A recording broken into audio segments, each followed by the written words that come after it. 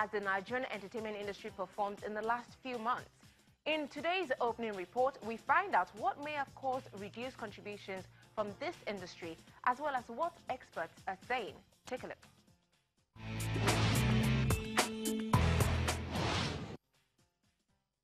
As the country celebrates its exit from recession, reports show a fall in the contributions from the entertainment industry. According to new reports from the National Bureau of Statistics, contributions from the motion pictures, sound recordings and music production contracted for the second quarter of 2017 from an initial 2.95% from the first quarter. Experts believe this is a result of the hangover effect from the boom experienced during the previous quarter. The only trend we're seeing is the spillover effect from Christmas. So in the sense that, okay, everybody's in the happy mood, so they spill over to the New Year's. You know, most people want to go out to watch movies. And also, particularly in Q1 also, as well, we see, you know, is Valentine's, you know, the Valentine's period is also there. So it's trending for most people to, you know, take their spouses or their girlfriends or boyfriends to, you know, the cinema, let's go watch a movie on a date. So it makes sense that, you know, most manufacturers will increase production during that period. But then another trend we see is that there's now actually a slowdown in Q2. So the only, you know, explanation we come off or we, you know, find is the fact that, you know, they've spent a lot of their money in December, spill over to, you know, January, February, and now most disposable incomes are now low. Practitioners within the music circle are a bit doubtful of these recently released figures, pointing in the direction of a good number of online activities that are not captured. Nigerian music industry is doing great abroad. Ever since the so-called recession hit Nigeria, next thing you know, Afro-pop, Afrobeats blew up in North America, in Asia. So at the end of the day, the question will be, why are these monies and revenues not being accounted for in Nigeria? Because we do not have a structure. You understand? So whatever elements are being put into consideration to come with this current statistics, for me, it's really not, it doesn't hold water, because, you know, there's the government is not doing anything to really tackle digital piracy in terms of controlling the industry and putting a structure in place. You understand? So if I put out my song, I can track it.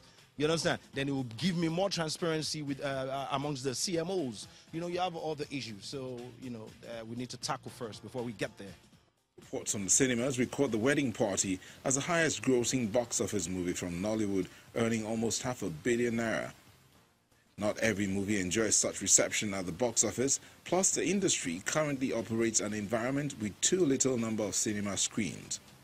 Filmmaker and former president of the Association of Movie Producers, Zig Zulu Okafo, explains how revenue sources for Nollywood filmmakers continue to shrink. Take, for instance, Lagos State. In 2007, we had about roughly 2,000 video parlors registered. And you have over 10,000 unregistered ones. And every week revenue at that time came to about 804 million naira every week. Now the video clubs are no longer in existence. DVDs, there were times you sold over 1 million DVDs. Today you can't even sell 10,000 copies. So revenue disappearing. The alternative now is cinema, and you don't have enough. So that's a problem. Again, the filmmaker in Nigeria is an endangered species. It's so difficult to make him, raising funds for making films. It's getting more and more difficult. Here you have the BOI Nollywood Fund, Nolly Fund, but access to it is not even easy. And even if you're going to take the money, see, the question is, how are you going to make the money back? It's very important. That is discouraging to a whole lot of filmmakers, because you have to pay back the money along with some little interest. Then again, you have to talk about the challenges the filmmakers are facing at the moment, which is even discouraging. In some states now, you have to pay tax to shoot on the streets. You go to shoot at the airport, you have to pay almost 2 million naira. Whereas you go to Ghana to shoot at their airport, you're paying just about $100, which is about 36,000 naira. You can see the contrast. So all this is affecting films. So revenue naturally has to drop. Recently, the federal government approved a tax holiday for investors in the entertainment industry to help catalyze a speedy growth. Economic experts point out some of the factors that may have a ricochet influence on how good the entertainment industry might perform in the immediate future.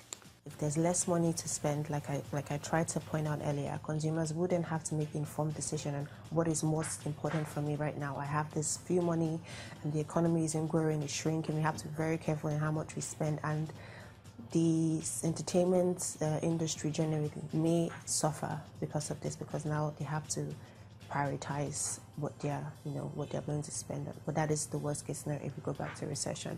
But so far so good. All indicators show that the economy is slowly booming. Certain policies are put in place, and hence, here on out, we expect to see a slow and steady growth. As the story of the Nigerian entertainment industry continues to spin very interesting perspectives, stakeholders unanimously agree that the industry holds great potentials.